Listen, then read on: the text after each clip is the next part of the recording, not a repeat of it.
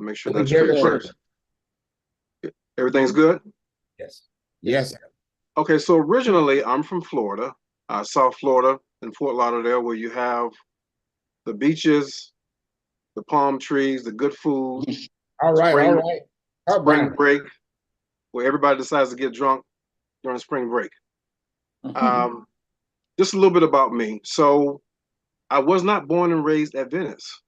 I was born and raised in a Pentecostal church, and then we also attended a missionary Baptist church. So basically, how I got into health and fitness, I'll start here, and then we'll work our way back. So basically, I didn't. I don't know if I got a chance to tell Doc that I was a two-sport athlete. So in college, I played basketball and football, Okay. and I was always into exercising, being healthy, and to sports performance, so I can be the best I could on the field and on the basketball court. So I'm going to fast forward through high school, go through junior college, and I ended up at Florida A&M University. It's a HBCU down in Tallahassee. I'm sure some of you know. So I'm on the football field, and in the fall of 2004, a good buddy of mine that transferred from the junior college in Syracuse, New York, he had came down to FAMU also. So he had his cousin was a Seventh-day Adventist. Now we didn't know this at first. So basically, during the fall, he said, my cousin is having Bible studies. Do you want to come? I said, yeah, sure, absolutely. And, I was always interested in learning about the Bible. My grandfather, who was at the ripe age of 92 now, he put a Bible in my hand when I was a teenager and said, I want you to focus on not the entire Bible, but as a young man, I want you to focus on the book of Proverbs and the book of Ecclesiastics. And that's how I got my start. So Lacey, who was giving the Bible studies during the fall, we would study on campus once a week, and we were going through a series that was made by Doug Batchelor. Can't remember which one it was. And this was going on around the time I was playing football. So long story short, I visited Maranatha Seventh-day Adventist Church in Tallahassee. That's a church I was baptized into in 2005.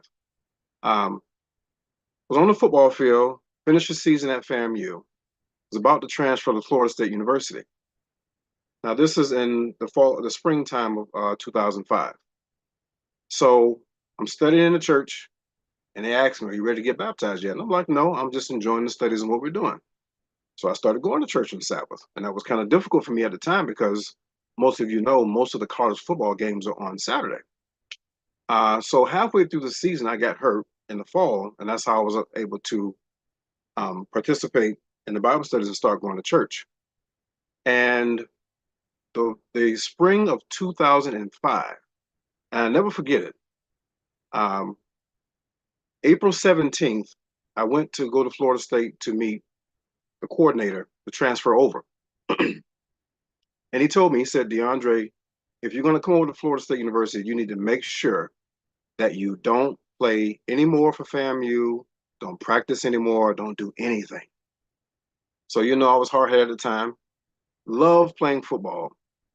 And April 21st, 2005, I went to practice family. They snapped the ball on one play. I'm getting ready to tackle somebody. I'm turning right. My teammate hits the other teammate into me. So while I'm turning right, my left foot is slipped and went left. And my knee and my body turned opposite ways. And I tore my ACL completely on my left leg. Now, the ACL is a ligament. It runs on the top of your kneecap all the way down almost to the front of the shin. And that changed my life forever. Once I got hurt, 2 days later, I had to do surgery at 6 o'clock in the morning at TOC. And at that time, once I finished my surgery, I said, well, looks like football is over for me. And I laid in the bed, and the book that I was reading was, my very first book was the Ellen White book on diets and counsel and health. And I decided in the bed that morning after I did the surgery, 2 days later, that I would actually stop playing football and I would join the church completely. And I got baptized in 2005. And one of my good Jamaican friends, he said to me, Andre, why you wait till you get mashed up before you come to the Lord? And he would always laugh about that, and we would always joke about it. But that was my step into the Adventist church. And when I first joined the church, I would always study with the elders. I came in and they wanted to put me as an elder in training. But I wasn't formally ordained. I was just in training. So after I left the sports performance arena, came into the church. Now, I never stopped what I was doing as far as physical exercise. So my first book, again, was The Diets on Counsel and Health. The second book I read, most of you may know it. I don't see it in circulation like it used to be, but it was called Back to Eden. So if you know that book, can you raise your hand, give me a shout? Can you say something? You remember that? Can you all hear me? Yes. Yes, Okay. we All can right. hear you. What happened is that we put our microphones on mute. Oh, okay. Okay. I was just trying to be interactive at the same time. Yeah, we'll keep our microphones a little bit open Okay. but if it's overriding, then Jean will help us to know what to do. But we're hearing you. Okay. All right. So Back to Eden was the second book. Um, the third book, and I'm mentioning all this for a reason, is um, Mind, Personality, and Character, Yeah. verses 1 and 2. So now with this lesson is going to talk about your mind, consciousness, and sometimes in the scripture, your mind is not always referring to your brain and your mind. It's also referring to your heart. Right. And I'm going to say this to you because your heart has what runs up to the brain is called through the vagus nerve. Mm-hmm. So that's how your heart and your brain are connected. And so those are the three books that I started with. So after I decided to leave sports alone, went into the church full time, I ascended into the health ministries. I was also an assistant to Sabbath school. I was also an usher. I just somebody who loves ministry. I got into it. So once they notice, as the elders used to always say, that I have a lot of zeal for ministry, and in my presence, I have a lot of zeal. I was on the health ministries. So in Tallahassee, you have three major churches. So in the regional conference, you have Maranatha SDA Church, and what we call the Florida conference, you have First Church, and then there was also a Caribbean church that was called Fellowship. So at Maranatha, the Holy Spirit led me to put together an exercise program. And it was just getting the saints together and we just started walking. And then what happened was most of the group could not meet up at the same time. So I developed different times that we should meet. And so what happened was some of the first church members started to come over because they heard we had a good program. And then so what happened was I transitioned and we kept the program at Maranatha. And then I started another program at First Church. Okay. I started off with walking. Now I'm going to segment into this. I'm going to suggest this. I was first certified as a personal trainer in 2010. Now, as Doc mentioned before, as far as sports performance, I started before in the athletic arena. And anytime you see anybody coaching athletes, that's what you call a strength and conditioning coach. Okay. A strength and conditioning coach, those are the people who are certified to work on a collegiate or high school level, but they're certified with a CSCS, strength and conditioning coach. Okay. As a personal trainer, I got certified. My first certification was with World Fitness Association. I did that to get into the arena of LA Fitness. That's where I first started at, Cypress Creek down in Fort Lauderdale. As I continued to train people who were 25, 35, 45, 65 years old, I realized one thing that the Bible states. If you're going to get wisdom, you're going to get knowledge. But most of all, you need to get understanding. The average personal trainer certificate, once you accomplish it, once you get it, you have to renew it every 2 years. So I decided to go to get more than just the one that I had. Eventually, I got certified with 5 more certifications from, it's one of the certification groups called ISSA. And when you start looking up personal trainer certs, as we say in the field of certifications, you're going to see a lot of different companies, NASM to be one. There's a lot of different ones I can name. But the most important thing is what I want to say on this regard as I continue. When you're with a personal trainer, it's important for you to ask questions, and it's important for that trainer to explain what you're doing, how to devise the program, the different intervals, the reps you'll be doing. You need an all-inclusive program. And I would suggest you start off with something with at least 6 weeks. And I say that because the body, it takes time to adapt to what you're doing. And it's important for the trainer to break down to you the programming, what you're doing. And it's important that he or she does that after they give you an assessment. Do not start a program. Well, I want to suggest humbly that you don't start a program until you get a proper assessment of how you move, how you function, your range of motion, just everything about you. And you need to tell the trainer in depth before you start a program, what are your limitations? It's very important. The surgeries you had, what type of surgery, how long your rehab was, if you had any rehab. So an original, an initial consultation is very important. Once you tell the trainer about who you are, then they can devise a program for you. Okay? So I'm suggesting, I started in Tallahassee with walking first. And the reason being is because walking gave me a sense of what your heart rate would be. I looked at the gout, how you walk. That tells me a lot. And why it tells me a lot is because I can pick up the bottom of your shoe. And you can do this as well. If you look at the bottom of your shoe, you can tell which parts of your foot that you use the most. And that tells me a lot about your balance. And the reason being I look at that is because, and most of my senior clients, balance was an issue. And so I learned after talking to a scientist to look at the gout and how you step. Because most people now, this is a tweet moment, they do not use all their toes when they walk.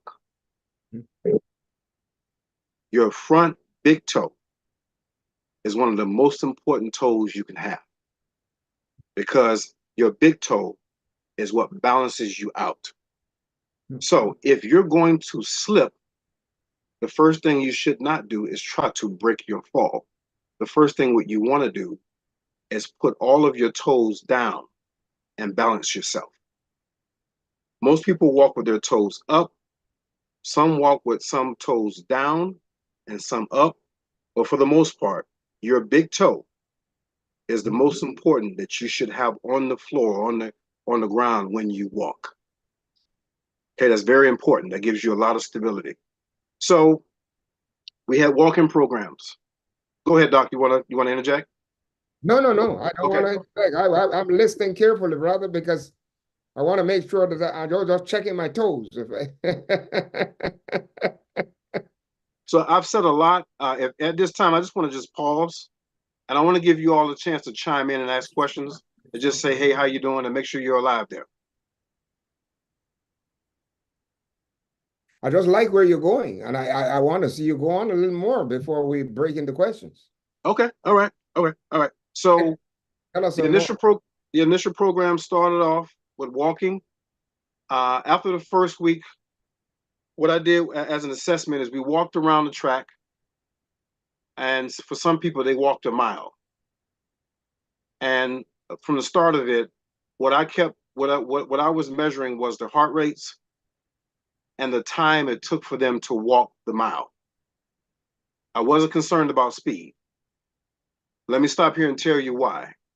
A lot of people, when they start exercising at the beginning of the year, whenever they start, they rush into a program at 100 miles per hour.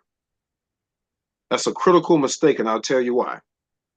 in the science community, what that would be termed as is heavy eccentric loading. You have concentric and eccentric. So if you're doing a bicep curl, concentric is when you're coming up.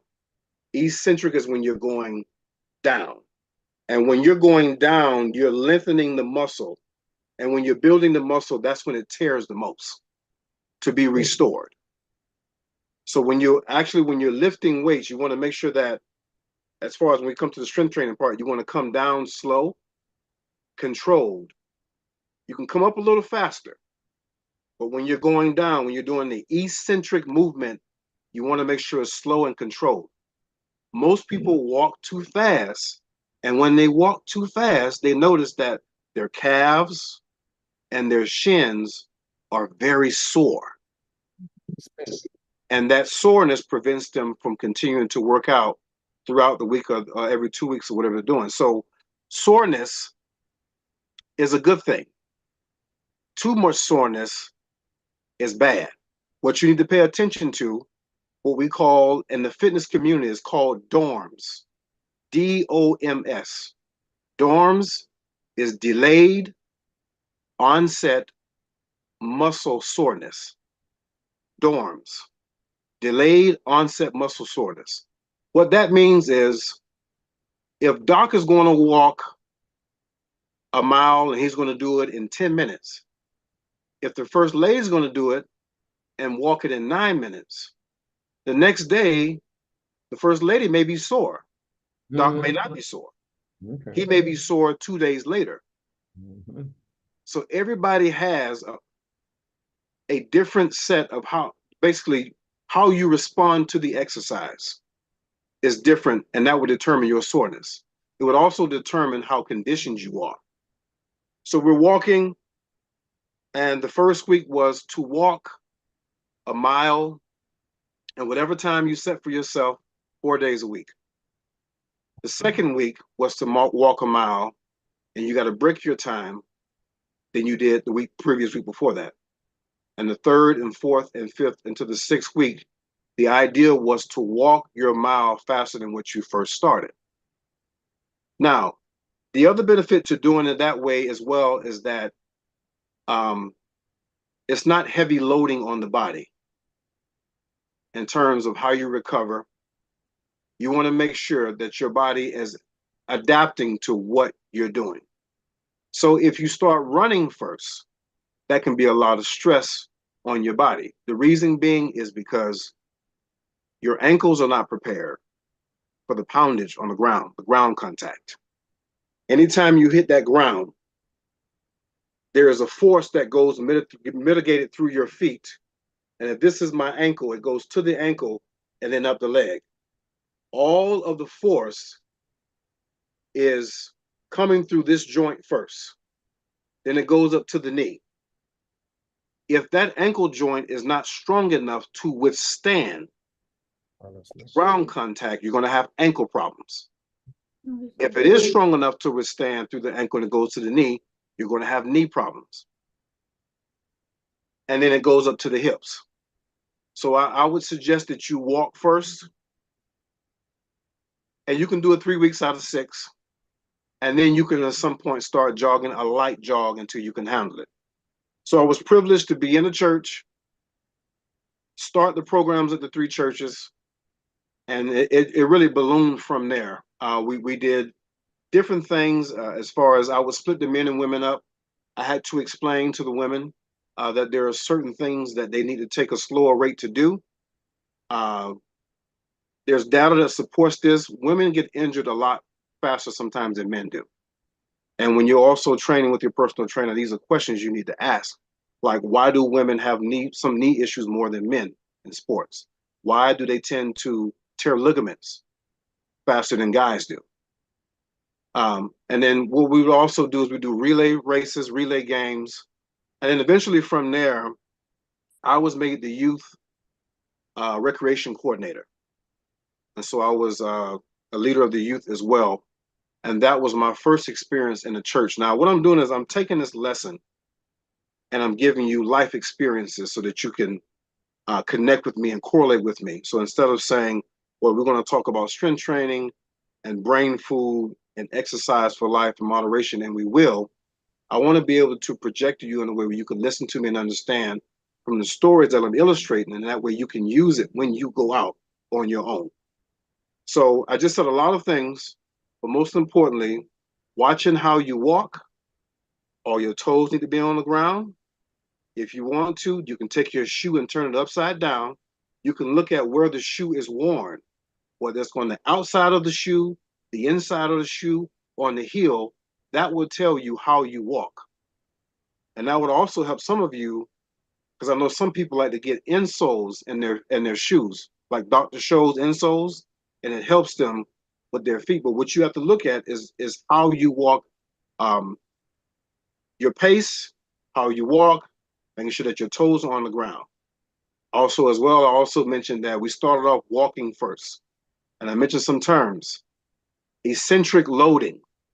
You don't want to walk too fast, too far.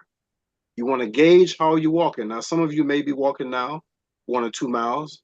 That's fine. I would suggest that you keep a safe short distance and increase the time. Get your heart rate up. Get your blood flowing. Now, I also want to say this. When you're walking, we've always been told that you breathe in your nose and out your mouth. No problem there. If you want to get more oxygen to the brain and to the muscles, you want to work on becoming a nasal breather. Now, the faster you go, that should speed up. The slower you go, you're getting more oxygen to the brain, more oxygen to the muscle. Now, for those of you who do meditation, for those of you who decide I want to do some oxygen work, because in the book it talks about brain food, talks about being an airhead in one of the sections. And in the book, it goes from page 102 to page 129. 102 to 129. When you get to the section and it's talking about being an airhead and brain food, I'll just share something with you. There's different ways that you can breathing techniques in the morning to clear your lungs after you sleep and to also clear your organs. Very simple, and I'll just demonstrate it. So you have 2 nostrils. Anytime you have a cold or a flu, you can have what's called a cold wind cold or a hot wind cold. And you'll notice that because you'll notice that one nostril will close up. And the way to test what kind of cold you have, you can stand in front of a fan. And if that wind blows in front of you and that nostril clears, that's letting you know that you had a cold wind cold. You go away from it, you have a hot wind cold. And your nostrils, it's 2 different temperatures coming in at one time, cold and hot. Get a chance, check it out and try it. And you'll be amazed to see how detailed the Creator was when he created us. So when you're breathing in the morning, you want to clear some organs, very simple technique. Close the right nostril. Breathe in your left nostril. Close both. Open your right one halfway. Breathe out slow.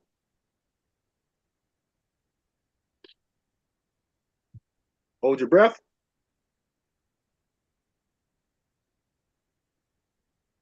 Breathe out the other one. Very powerful technique you can do in the morning. You can do that 3 or 4 times, and you'll notice how clear and how alert you are when you get up. You're coughing and you want to clear your lungs. Close your right nostril. Breathe in your left. Hold your breath. And then when you breathe out, you breathe out your mouth. That'll clear your lungs. You're getting more oxygen in the brain and the lungs and also in your organs. You can do that throughout the day as well. Okay, so When you're breathing, you want to become a nasal breather when you're exercising. When you're lifting weights, when you're pushing out, breathe in. When you're coming back to you, breathe out. That's the motion that you do when you're actually doing strength training. Okay, now, Doc, I want to kind of stop for questions because I want to get everybody involved. Any questions, comments, anything I got wrong, anything interesting, anything that you haven't heard before? Folks, open up your cameras, open up your, and ask any questions Yes, about, please talk to me. because I learned something new about this breathing thing here, about being. Yeah, DeAndre, I have a question. Sorry, Okay, Mary, go ahead. I have always been asthmatic, but I don't claim it. Thank God. I used to be really, really asthmatic when I was growing up, end up in the hospital and all that.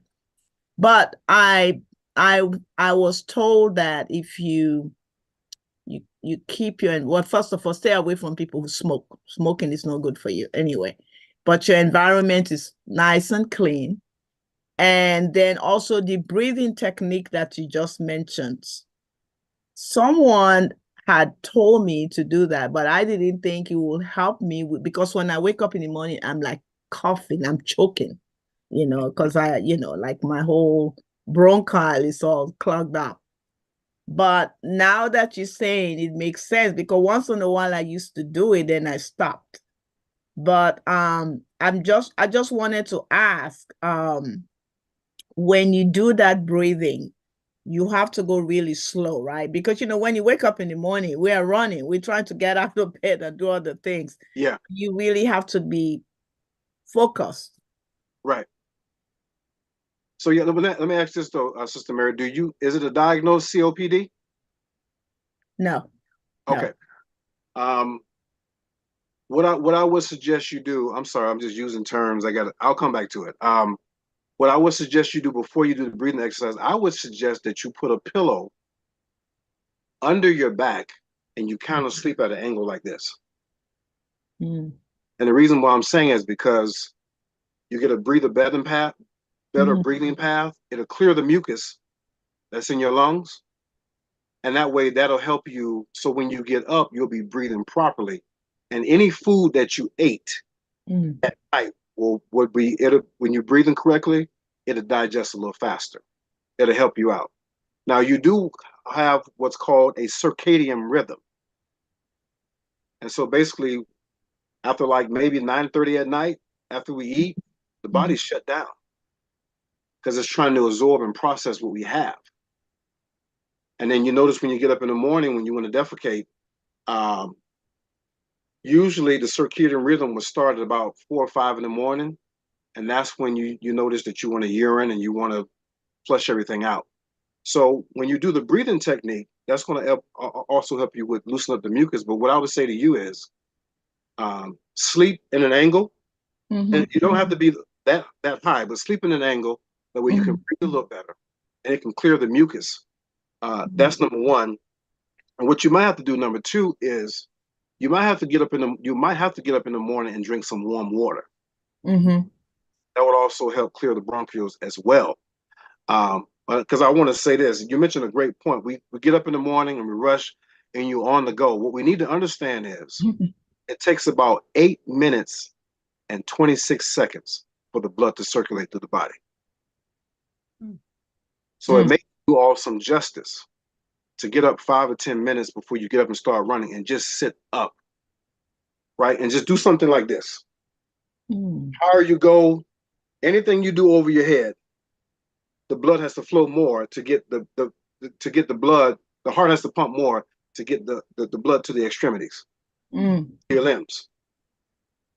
Anything like that, you can do that in the morning, and it'll help the blood circulate a lot faster. But I would suggest that you sleep in an angle. You just put some pillows under your back, put your head up, and at night, if you eat a little bit lighter, whatever you're eating, drink some warm water in the morning, and then do the breathing technique.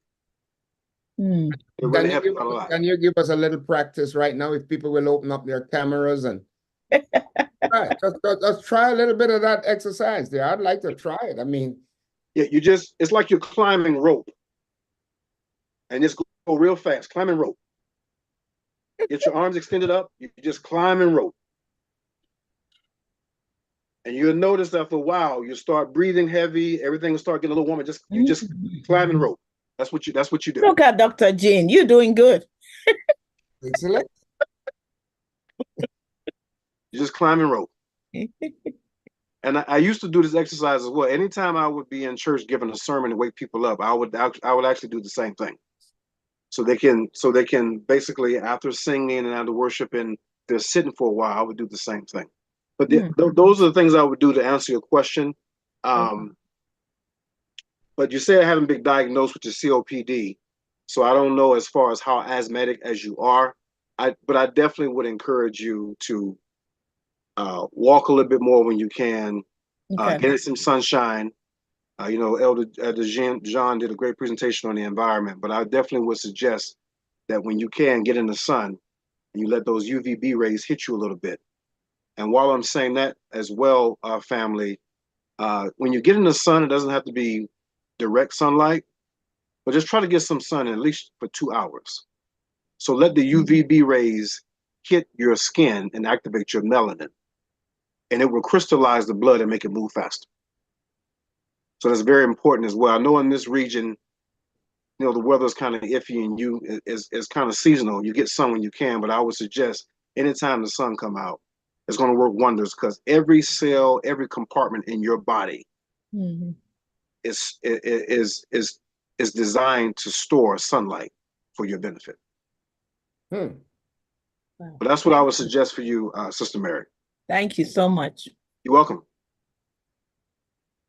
I have a question. Yes, ma'am. And sometimes in the mornings and even in the afternoon, the breathing exercises, are they good for your voice? Or sometimes I can talk and then nothing comes out. Sometimes I can sing and nothing comes out. So the breathing exercises, would that be good for your voice? Yes, ma'am. Well, what I would suggest to you, Sister Barnes, is the vowel sound is very important for more different reasons. But if you're having problems in your throat and you can't talk and everything is clear, if you would just like sing or hum the letter A, that will break everything up. A. That will clear it up. The vowel sounds are very important. Or even if you're having a stomach ache, you notice that when kids have a stomach ache, they say, oh, but if your stomach or your intestines is bothering you, then you can do the same thing. Oh, and the vibrations will go down inside and it'll clear things up for you, especially when you're constipated. Okay. Wow. Like when you're having headaches and you just, it will clear those things up. So the vowel sounds, they're very important. And we use it as in language in English, as an example. But when you hum or you sing those vowel points, they'll clear a lot up in the body. Okay. Thank you. Is it a particular time that you're having that issue? Is it in the morning? Is it in the afternoon? Is it in the evening? It's mostly in the morning when I first get up. Okay. Because it's probably because, so when we sleep, most of the blood is around in the heart area. It's protecting the heart. And as you get moving, then it branches out to the extremities. And so it looks like if you, like I say, when you get up, you try the breathing technique, it should do a lot to loosen things up for you. But if you hum that letter A, the vibrations of that vowel will break all that up for you. Okay. Okay. Thank you. Oh, you're welcome.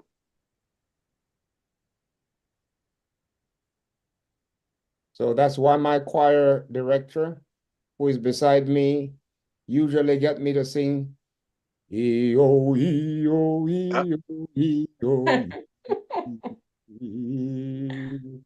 E-O, E-O, E-O, E-O, E. There you go.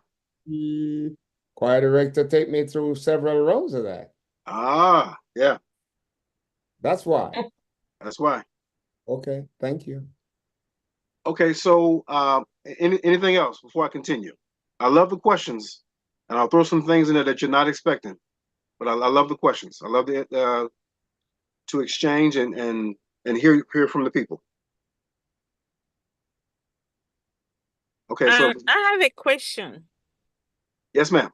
Yeah, for someone who goes to the gym but cannot afford a personal trainer, so what machine will you recommend? You said you go to the gym, you cannot afford a personal trainer. What would I recommend Mm-hmm. in terms of what? In terms of machine, elliptical or treadmill, or and how Okay, much time will you recommend for the gym? okay. So I don't normally I don't normally recommend a treadmill, and the reason being, Marie, is because it's kind of like you're walking on the assimilator. Mm-hmm. And when you're walking on the assimilator, there's certain muscles that turn off that you normally use when you're walking. Because when you're walking, when you're not on a treadmill, the whole body is lit up because your back is supporting the glutes, your glutes is supporting your calves, balance. So what is called, Marie, is oh, how can I say it in a way where I can make it easier for you? So your proprioceptors. So basically, what you want to do is, I wouldn't suggest the treadmill. If you are going to get on the treadmill, if that's your favorite thing, I have nothing against it. I would just say put an incline on it to get your heart rate up. What I would suggest you do is you use a bicycle. You can use an upright bike. You can use an inverted bike. And the reason why I'm saying it is because you can do a lot more cycling to get warmed up faster and to take less pressure off your joints. Mm-hmm. So if you're asking me what, so when you first go in, I'm going to walk you through this if you don't mind. I'll just kind of just walk you through this. When you walk into any gym, and you want to get warmed up, I would suggest you get on the bicycle for 5 minutes. You pedal fast for 30 seconds.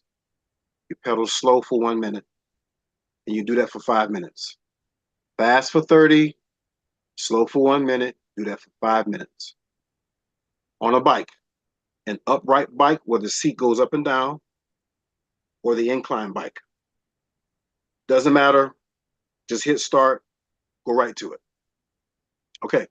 Once you do that, if you are a person who prefers machines, which is totally fine, I would suggest that you look at the seat level in conjunction with what you're lifting, because some people can't get the full effect on a machine if the seat is too low or it's too high.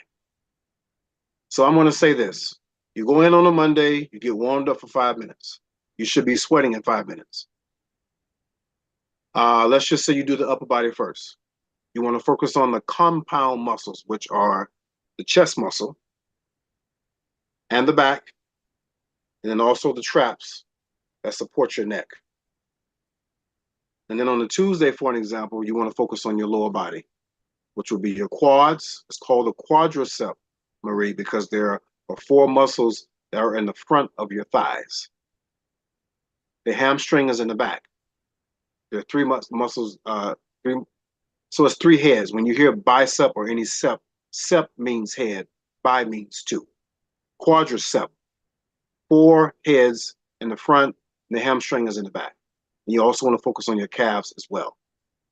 So if you did a upper body routine on Monday and Thursday, a lower body routine on Tuesday, let's just say Friday, you're getting the proper rest, and that's a 4-day workout. Now, if you want to go back to the gym on Wednesday and then on Sunday or whatever you're doing, I would suggest you focus on cardio during that time. Now, if you're asking me the order of exercise, due to science, you get warmed up first, you do strength training first, and then you want to do your cardiovascular after. Why are you saying that, DeAndre? I'm saying this because your body is built to go fast and to respond to things first. The first 20 minutes after your warm up, your fast twitch muscles, your type 1 muscles are designed for you to lift, strength, or push an object first. So I'm pretty sure if a dog is chasing you, you're not going to jog and waste your time. You're going to hit it first. Your body is designed that way first. After 30 minutes, then you want to go do your cardio if you're doing strength training and cardio in the same session. If you ever notice, Marie, if you do it backwards, if you do your cardio first and try to do the strength training after, you notice you don't have as much energy to lift heavy weight or moderate weight at all. Your body is designed to be warmed up first, fast twitch muscles first, slow twitch muscles second. That's how the body is designed. And at the 45-minute mark, your free fatty acids, when the fat starts to come out of the cell, is when you're burning and you're using that fuel that you're supposed to. So I would suggest a 4-day routine. If you're going to do a full body routine, I would suggest you do it like Monday, Wednesday, Friday, or Tuesday, Thursday, Sunday, whatever your schedule affords you to do. But I would suggest you take your time and you divide the upper body and the lower body, or the lower body and the upper body. However you want to do it. Upper body again, chest. When you work your chest, you work your triceps. When you're working on pulling exercises, pulling from here, that's your bicep and your back. And then you want to also work on your trapezius muscles. Anything of this nature, inverted rows, or rowing, or upright rows, that's to protect your neck. Your lower body routine should include your legs, like a squat or a press, your calves, and most importantly, your hip muscles. Adductors are in the inside of your thighs. Abductors are on the outside. Most seniors have problems because their hips are so weak. And they're so tight. And so what you want to do as well, even when you're getting warmed up, you're going to do a butterfly stretch. That's just sitting on your butt, you're crossing your legs, your knees are out wide, and you just push your knees down. That'll open your hips up. But the main muscles that people do not focus on, and they get injured a lot, are your shoulders and your hips. Once you finish the warm-up, the upper body, and your cardio, per se, if you decide to do that, then what I would suggest you do is planks, and you only want to hold a plank for 10 seconds.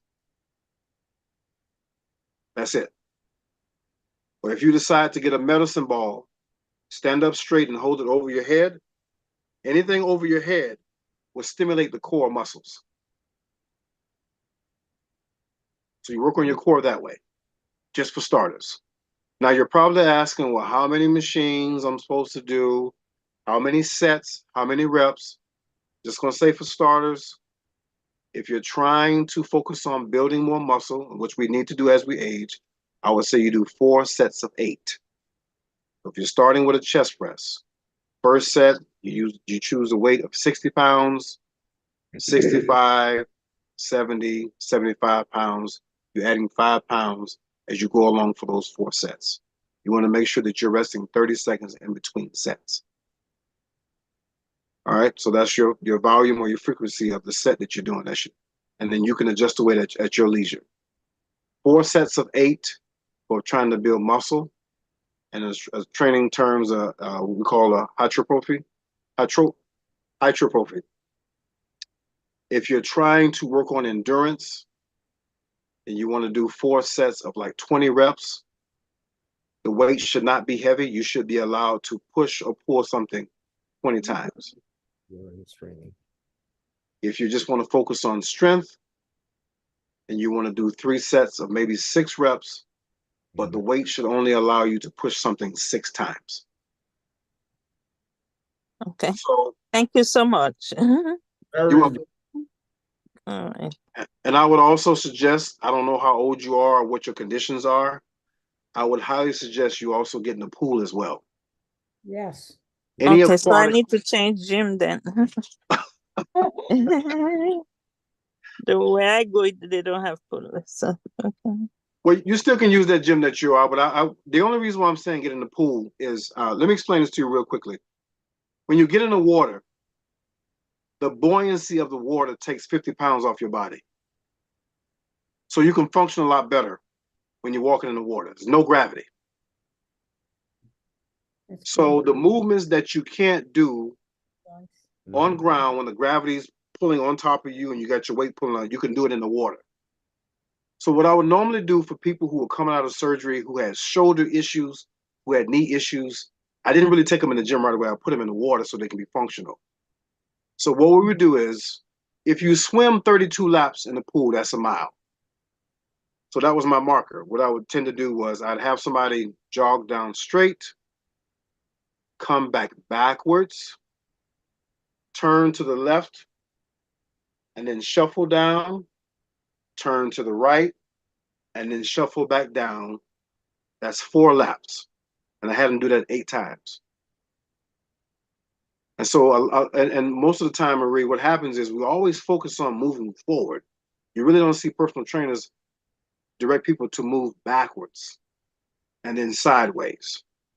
So that's important as well. So even when you're walking on a trail, you're walking a mile, turn backwards and walk backwards. Turn on those muscles in the back, your glutes, your hamstrings, your calves, your Achilles tendon. Turn all those things on. So I would also suggest that you get in the pool as well.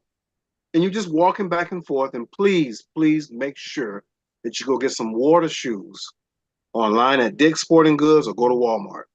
A lot of people get happy, they get in there, they see results, and they start tearing up their feet on the bottom. So it's important for you to get in there. And I would say, let the water come about right here or chest deep or length, and just get in the pool and just have some fun and move around. But I would suggest. DeAndre. Yes. Yeah, yesterday my shoulder muscles, they were aching. I mean, aching the worst way. And I went to water exercise. And the first half an hour, it was, it was hurting still. But after that, when I went and I warmed up in the water, and she had us going backwards, forwards, sideways in every direction, hopping, jumping, whatever. But the bottom line was when I was finished and went to my swimming when I was finished, my shoulders were happy. My shoulders were rejoicing. Yes. Right. And my hip. Yes. Rejoicing. Yeah. Absolutely. One activity I've not done it. I tried it once and I didn't like it. Was deep water. Because that one totally takes off the weight. They put on the belt and you're in 7-foot water. I tried it once. I didn't like it, but I will go back because I've seen other people there, just doing it, exercising, not touching the bottom of the pool. And that is very kind, they say, to the muscles. What do you think? Yes. Yeah, well, you guys may do it in class, but we call that treading water. Yeah. Yeah. So that works all the muscle at one time. There's really no rest. You have to get into a rhythm, but that's very beneficial. And so in some ways, you're using more strength than you would using weights because you have to balance yourself in the water per se, while you tread water and move every muscle at one time. So it's very beneficial. Yeah. I would agree. So when I used to do it, I used to have my clients do it for 30 seconds at a time because it's a lot to ask somebody to tread water for the first time for a minute or 2 minutes. You have to get a rhythm and you have to get in a safe depth. In a sense, I can put somebody in 6 foot and they feel comfortable. There's some people will feel more comfortable in the 5 foot because they want to be able to touch the ground when they get ready and they're fearful. So yes, I've used that technique as well. Yes. Thank you. Anybody else? Okay. Small part of nutrition. I always suggest that my clients, when you're exercising, when you're getting a smoothie, always choose water-based fruits. Water-based fruits. Simple. Grapes, whether it's purple, green, or red, pineapples, mangoes, watermelon, tangerines, oranges. One of the most powerful fruits you can use are blueberries. They are the most oxygenated fruit on this planet. Always use water-based fruits. If you decide to use what we call a vegetable, I highly suggest you get dragon fruit or a cucumber, 90% water. Water-based fruits for the nutrition. So it's going to repair everything you break down in the cells. It's strengthening you, it's detoxing you at the same time, and it's also hydrating you as well. Now, in the morning, for those of you who are asking, if you want to break your fast, I'm going to suggest you use an apple or a pear or a watermelon to break your fast. Apple, pear, or watermelon. Now, there's some of you who say, well, I may have diabetes, I have this, I have that. You can eat in moderation. But the difference with a fruit is that you have fruit, sugar, glucose, sugar's inside the fruit, not taken out of it. It's not high fructose corn syrup. Then you also have all the different vitamins and minerals as well. I'm going to also say this. If you're taking a supplement, take it at night. The body is absorbing things at night in your circadian rhythm. Wow. Take it at night, not in the morning. When you Wow. take it in the morning, the body's going to hold it because in the morning, remember, you're trying to defecate and get ready everything out that the body has broken down as waste. Take your minerals, your vitamins, your supplements at night while you're resting. Wow. Okay. Now, for those of you who are just taking vitamins, let me share this with you also. The minerals, copper, selenium, vanadium, it's 92 of them. Include the minerals with the vitamins. And if you already have a vitamin supplement that does not have minerals, I'm supposed to say this to make it easier for you. Go buy some trace minerals. Trace minerals. If you don't have the trace minerals, your body will decay slowly.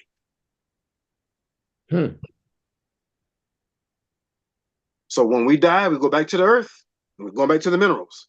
The minerals are important. You need magnesium, manganese, copper, selenium, vanadium. I can go on and on. Trace minerals are so important. So if you already have a vitamin supplement, I'm not saying trash it, but you need to make sure that A, B, B1, B2, B3, B6, B12, C, C1, D, D3, E, vitamin K. Vitamin K is in every infant supplement. Why is that and it's not in the adult supplement? Because it's for your teeth. Vitamin K. So extremely important. So you want to make sure you have all the vitamins, all the minerals. The minerals activate the vitamins. The minerals are your base. They support the vitamins. Trace minerals are so important for you to have. Take your supplements at night so they can absorb in the bloodstream while you're resting. Okay. When you take it with your food as suggested, what's not being suggested by the FDLA is that your food has to break down everything that you eat and the vitamins. And when you're drinking while you're eating, the food stops so the liquid passes through. So if you're eating a hot dog, you're eating the bun and the meat or whatever it is together, body says, okay, well, since the bread is a carbohydrate, you got to digest that first. It goes into the bloodstream right away. So since the meat is a protein, it's going to take longer. So we got to stop up everything else and save the protein for last. And that digests after that. And then if you decide to drink after that, then the body says, okay, I got to stop everything else, let this liquid pass through so we can get to the bloodstream immediately. So bread first, veggies second, condiments third. So I know in our community, especially in South Florida, if you get a beef frank, you got to put the special sauce on that, whatever that is. The mayonnaise, the ketchup, and the mustard, they digest separately. So just remember, there's steps to digestion. What I'm going to suggest is, even though we live in a culture where we combine food, combining food can be very dangerous. And if you notice, you look at kids, right? You give them a hot dog, the first thing they do is they take the meat out the bread and eat the meat by itself. And the parents say, what are you doing? You don't eat it like that. Those kids are telling you, well, I don't know what you know, and I haven't been conditioned yet, so I'm eating it the way the body needs to take it. Very important. So when you start to eat, just have a conscious note of eating things separately and before you try to mix them right away. So you go into the gym, you're going to work out, 2 hours before you go, a full meal. An hour before you go, smaller meal. 30 minutes and you haven't eaten all day, drink a liquid, eat like a little trail mix or some fruit. That's it. Nutrition timing is so important because your body is trying to digest what you're eating and you're going to the gym and your blood sugar goes sky high. There's a problem because your body's saying, wait a minute, I got food in the stomach, then it's going to go down to the ascending colon and the descending colon, and it's trying to digest. So in the stomach, the food sits there first for 2 hours. Then it passes through. So you want to make sure that your nutrition timing is in accordance with how you're working out. It's also very important. Now, I mentioned liquid, and of course, you know how important water is. That's your battery. So when your car battery starts acting up, normally we check the negative and the positive terminals, but in the middle where you have those 3 little holes and there's a top over it, there's water in that battery.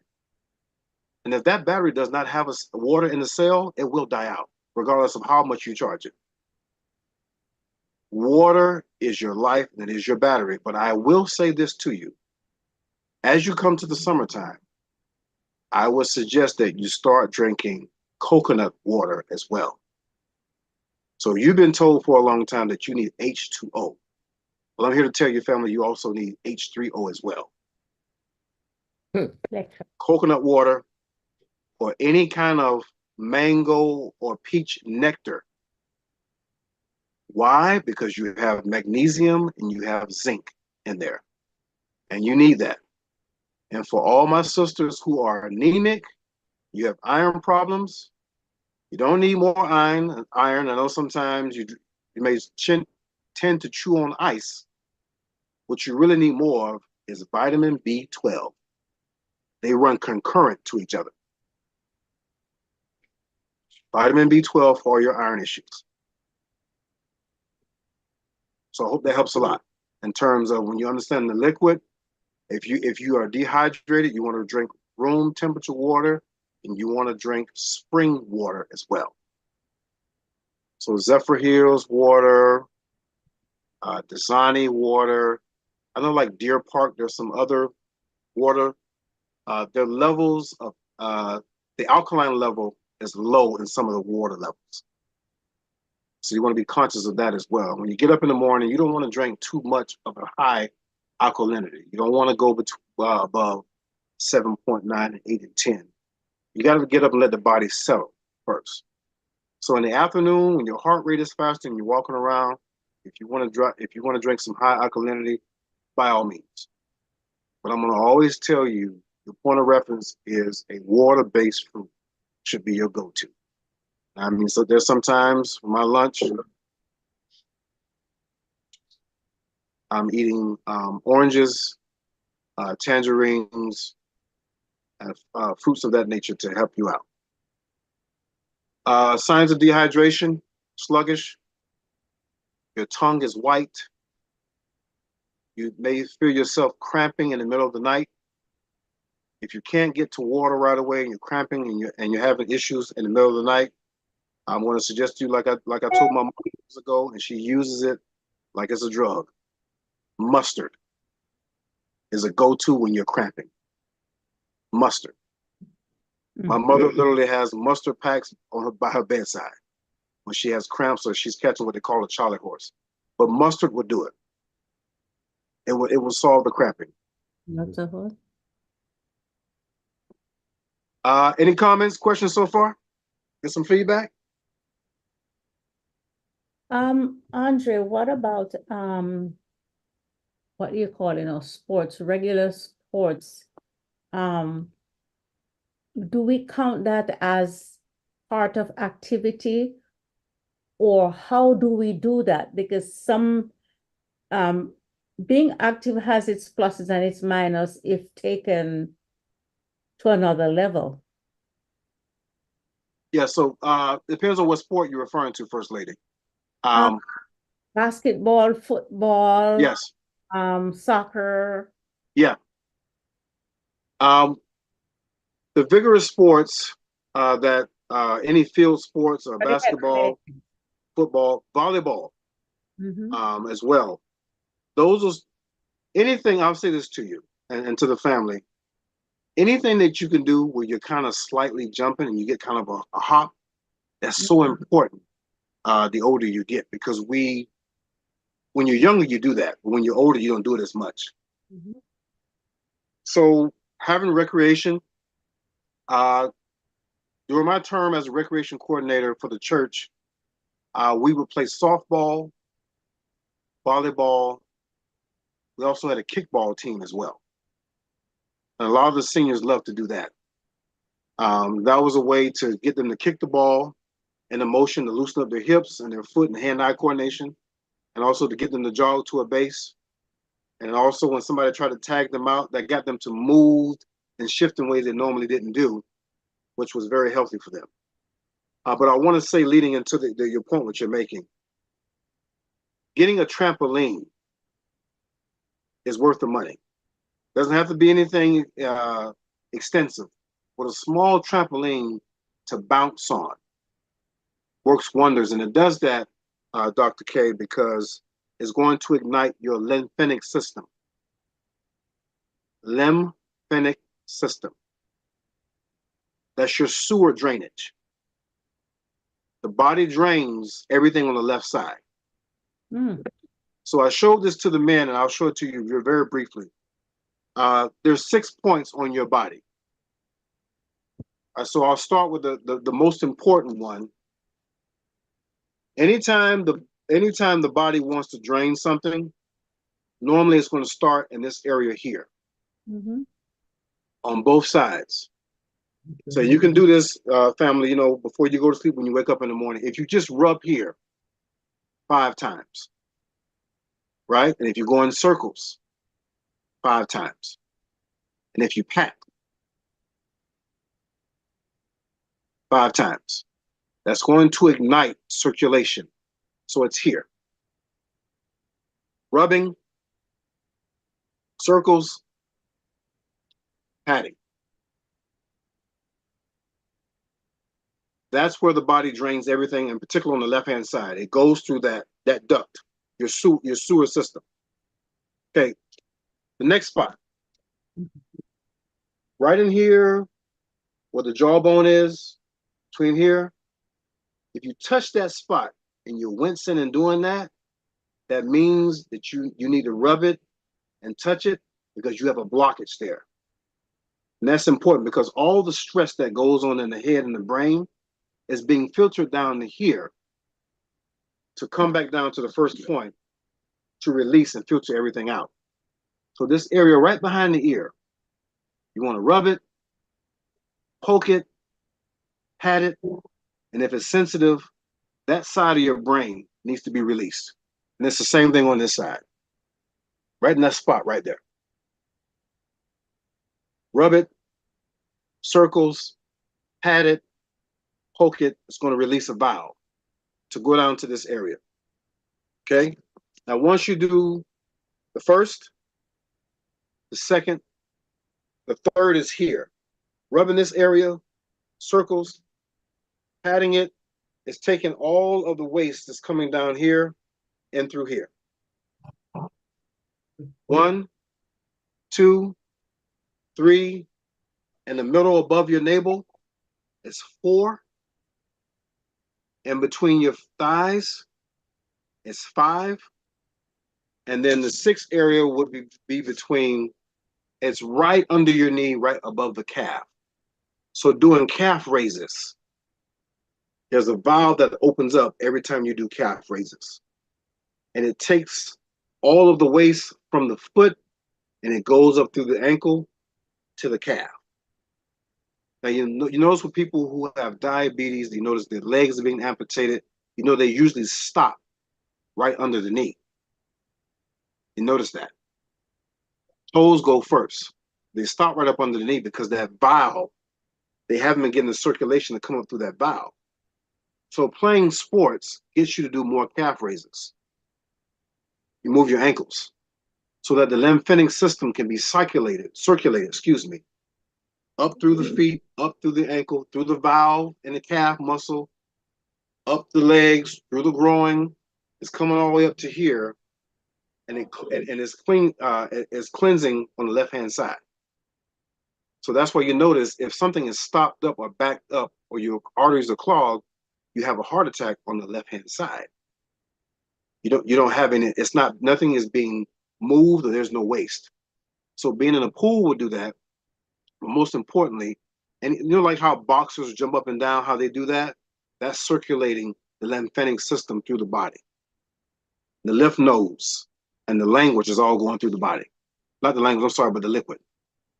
So you can sit down at your desk and do calf raises. For those of you who are retired, who you sit all day, do calf raises. And what you're doing is your foot is going up and down, and that valve is opening up, and you're pushing the liquid up the valve through the calves. It's coming through your body. So recreation sports is important, but those vigorous sports, like First Lady mentioned, those are the activities that get you to move that lymphatic system, and you need to get the proper drainage. So you can do that even if you don't remember all 6.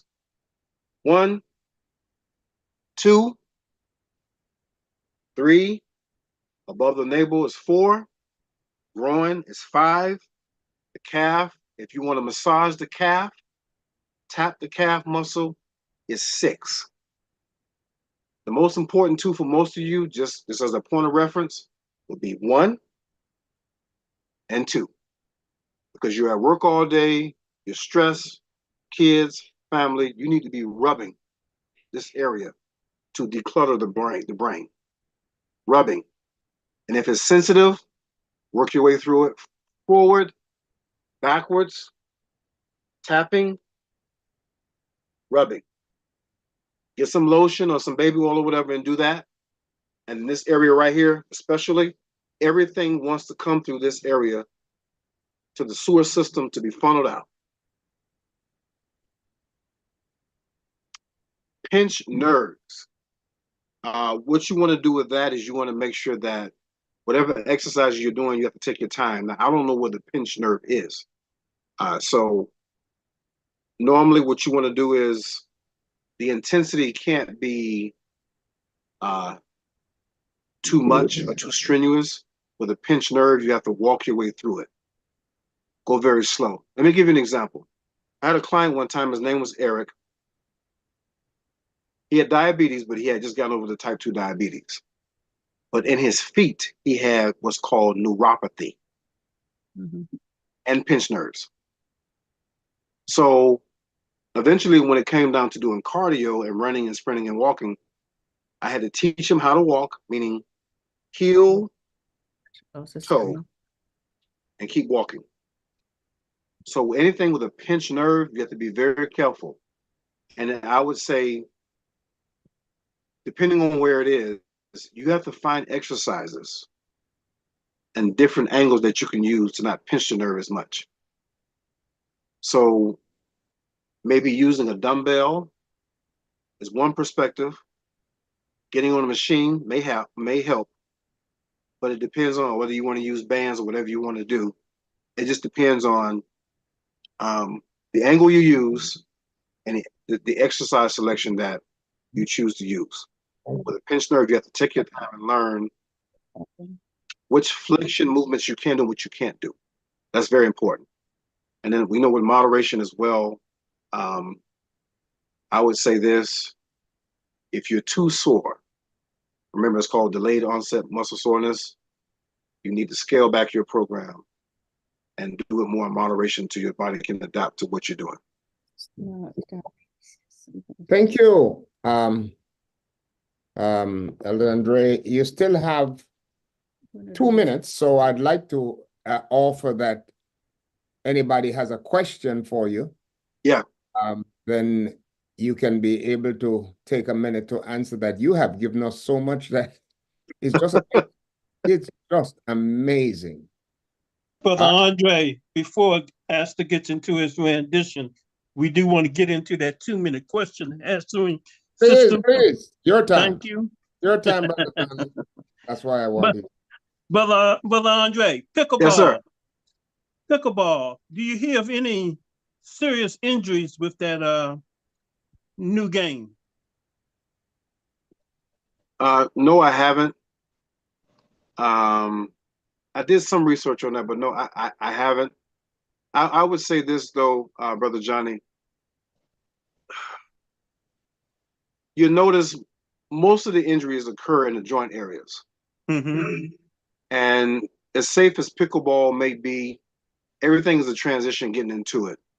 But I have done some research, not very, very extended, but I haven't seen any injuries in pickleball as of yet. Well, one thing I will say to just answer that question for you very smoothly is that you got to be graceful when you're turning and you're switching directions when you first get into activities, because that's where most of the injuries start. Twist and turn and change the direction. You're welcome. Any other person?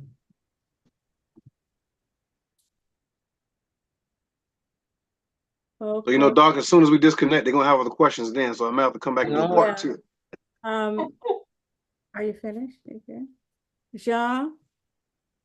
He's going to put the survey. Please put the survey up. But I'm asking everybody, please, if you see question 1, each question is in 2 or 3 parts. You put 1A or 1B, whichever one. Then you go to question 2. If it is a yes or a no, you say yes or no. Please do them in order, because last time it's too much of a hassle. If you don't put it in the order, you have to put the numbers beside it, then it makes it easier to know where you are with the response. And please try and answer all the questions. They're not difficult. Simply yes, no, or I agree or disagree. But whatever the question is, just put number 2, B, if it's B, your selection, or 2C or 3A in that order. Do you understand what I'm saying, folks? Let me ask the question another way. Jean puts up the question. Jean, put up the He's question going to put for up me. some questions for us. Yeah, it's in the chat. Please. What's that, Jean? There, it's in the chat. They're in the Not chat. on the chat. Put it on the screen, please, so I can see it. Share it. You want to do it also, screen share? Just a minute. If you don't want to screen share Let me it. give Brother Andre. Yes. Yes. Okay, so there, number one was the information presented helpful to you. To answer that, you're gonna put 1A, or I should have put A there, or you can put a check mark if you can do that Agree, beside. strongly agree. Agree strongly, put a check mark beside it, okay? I'm not able to do a check mark. Okay, I so tried it. if you give me a minute, John, put each of those A, B, C, D for me, please. While Brother Andre, put a letter beside them. I had it for another one. So take that down for me, John, and put A, B, or on like agree would be A, disagree, strongly agree would be B, disagree, C, D, and do all those questions like that for me. And so you say number 1, D, if that's what you want. Okay. A, B.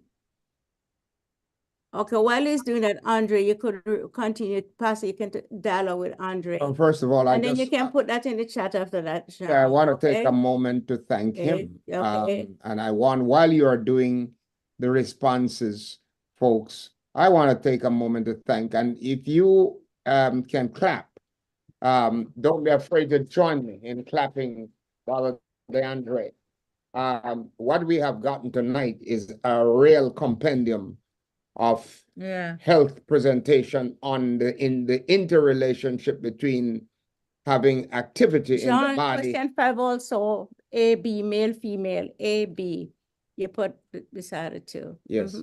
The point is that what we have gotten tonight needs to be practiced as a blessing, especially as we get older. Thank you, Brother DeAndre, because last week, you know, I got up one morning and right behind my my leg, I just felt like it wanted to tear. A muscle wanted to tear. And I've had to be taking my time nurturing it back because I discovered if I provoked it too much, I may hurt it more instead of. So I've had to be doing those. Tell me about that, what it is, because I thought I had enough water in the system, but evidently not. Okay, Jean, put that back in the on the chat for me, please. Okay, I'm going to explain it. Give me 1 second. Hold on. Yes. Jean, put that. You can take that down and put it in the chat. You can put it back in the chat, John. Or he's gone a little bit. But the question, I think many of us, we face that from time to time, where you just find that one day, one morning, you get out of bed and you made a misstep or something and you feel the back of one of your legs just like the muscle is tearing. Muscle contract, we call it. Go ahead, sir. Explain. Okay. Very simple. Your muscles are tissues. Yes. This is a sponge, a dry sponge. This is what it looks like inside of your leg when you're dehydrated. Okay. So if you try to pull this and it's dehydrated, it's going to tear. That's the tear. What a hydrated muscle looks like this. Nice, fluffy. Now you notice if I pull this, even when it's wet, it still stays together. Yes. Hydration, dehydrated. So what you want to do in that sense, depending on what part of the leg it's in, I would suggest you kind of rub the area to get some liquid in that area. Okay. Get some friction in there and make it very spongy.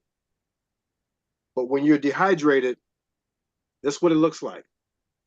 And so if you notice when you're using this, if you use a sponge that's tore, as long as you have water on it, it still will stay together whenever you're using it. So what you have to do is you have to get some friction because this is dehydrated, hydrated. I'm using this as an example because you can see through the pores. There's nothing there. But you notice you can't see through this one. Yes. Dehydrated muscles, tissue, hydrated. Thank you. Yeah, so you just want to get some friction in there when that happens. So Drink some coconut water. I keep rubbing it and drinking my water. Yeah. Thank you. Or what you can do, Doc, as well, is put a heating pad on it. Okay. Heat draws blood in. Ice takes it away. Bruise, something broken, ice. You want to get some heat in the area, some blood in the area, you want to use heat. Okay. Yeah. Thank you. Absolutely. Well, it's 8:31.